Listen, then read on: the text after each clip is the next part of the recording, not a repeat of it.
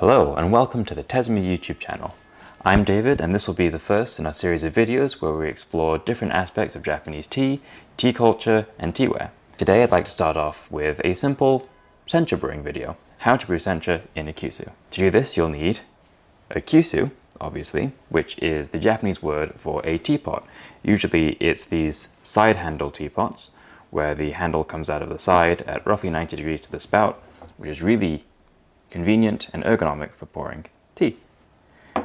This teapot is a 250 milliliter teapot by Gyoko, and it's one of my favorite to recommend for anyone beginning to get into Japanese tea because it's a very versatile size and easy to use shape. And the tea we'll be brewing today is Matsuba, which is a Yabukita Sencha from the Honyama region, which is an area of mountainous terrain in Shizuoka Prefecture. And it was farmed by Moriuchi-san of Moriuchi-chan Oen, and it's one of my favorite senchas to get people into this style of tea because it's a very classic and balanced and easy to appreciate taste. So, first thing we have to do is preheat our teaware. I have my kettle set to 80 degrees Celsius, which will be perfect for getting everything nice and hot. You want to make sure you preheat your teaware so that when you go to make tea in it, the hot water doesn't get cooled by the teaware. I'm going to preheat the teacup as well, because if you want hot tea, you don't want the teacup to sap out all the temperature from the freshly brewed tea. The next step is to weigh out the tea leaves. So for that, I'm going to use a little scale. These are really handy, especially when you're getting into tea. So I will tare that to the weight of the teapot and measure out 3 grams per 100 milliliters. This cup holds about 100 milliliters, so I'm going to use 3 grams. This is just a starting point. This is what we recommend people to start with. You can always go stronger or weaker depending on your taste. I usually like things a little stronger because I'm a tea crazy person. So I might actually use 4 grams today. Let's see. There we go. 4 grams. I'm going to tare that again, so now we're at 0, and add in 100 milliliters of water. This says to use 75 degrees Celsius water, so I have a temperature control kettle here that I've set to 75. So I'll weigh 100 milliliters of water and start the timer. The scale has a timer. If you don't have a scale with a timer, you can use your phone or a clock or a stopwatch or an hourglass, or you can count as long as you have roughly 1 minute. So I'll let that brew for a minute and we'll be back when it's done. So it's just about 60 seconds, so I'm going to start pouring it into the cup. Make sure you pour nice and slowly, just enough for the water to come out and not dribble down the spout. If you pour too quickly, the leaves can clog up against the filter of the teapot. And you want to make sure to pour out as much of the tea as you can. Any tea that's left in there will continue to steep and it'll get really strong. And also these last drops contain the most flavor, so you want to make sure you get as much of these out as you can.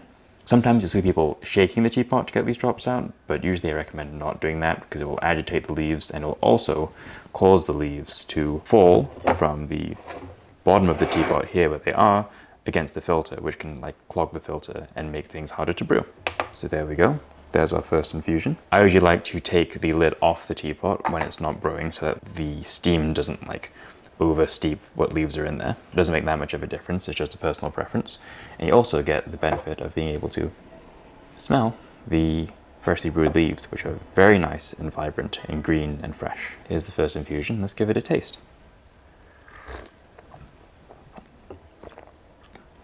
So the first thing I like to pay attention to, other than aroma, is texture. This style of tea from Honyama and Shizuoka has this fresh, vibrant, almost zesty texture with a little bit of astringency called shibumi in Japanese, which is this sort of slight drying sensation in the mouth, especially after you swallow the tea. Little tingliness on the tongue. And this gives the tea a lot of structure and complexity. It tastes kind of flat without it. The same way that a good red wine should have some tannins, a good sencha should have a little bit, at least of this style, a little bit of that astringency.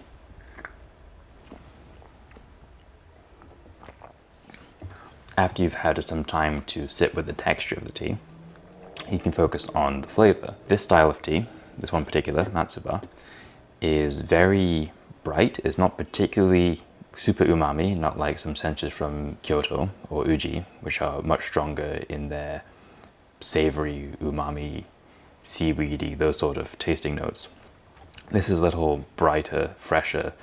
Think of like mountain air in Shizuoka.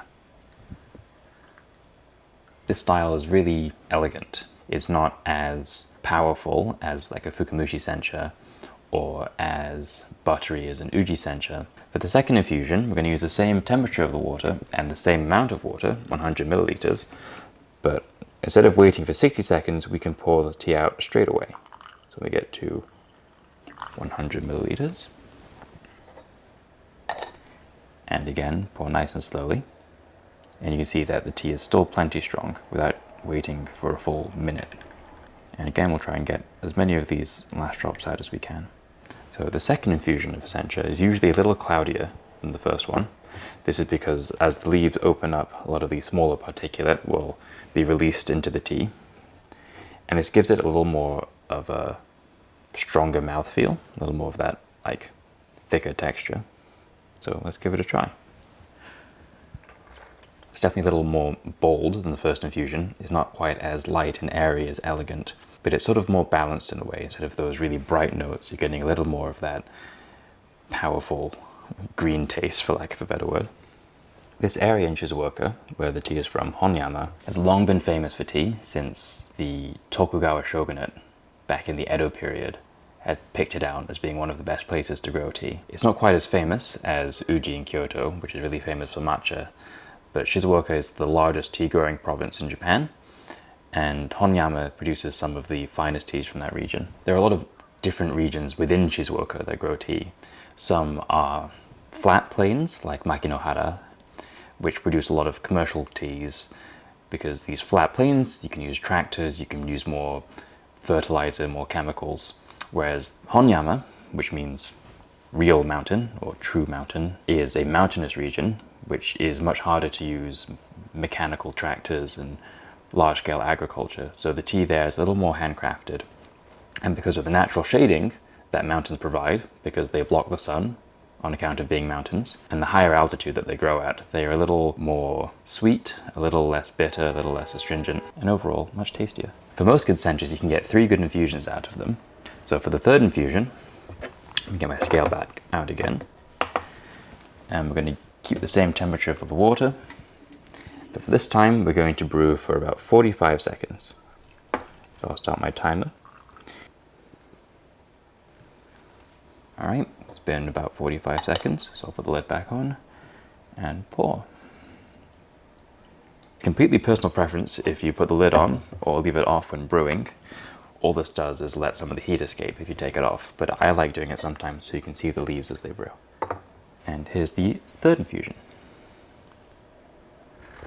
It's amazing to see how the tea changes over just 3 infusions. The first one was really light and airy, the second one was more balanced, and this one is a little more punchy, and the texture has changed as well.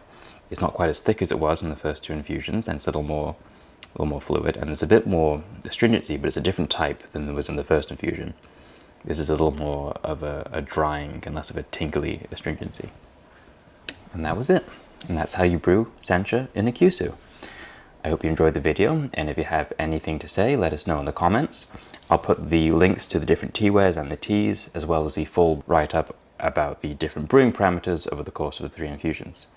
If you want to see more from us, you can check out our website at tezumi.com, tezumi.com. And if you want to see more videos from us, please let us know. Please like and subscribe. Ja ne!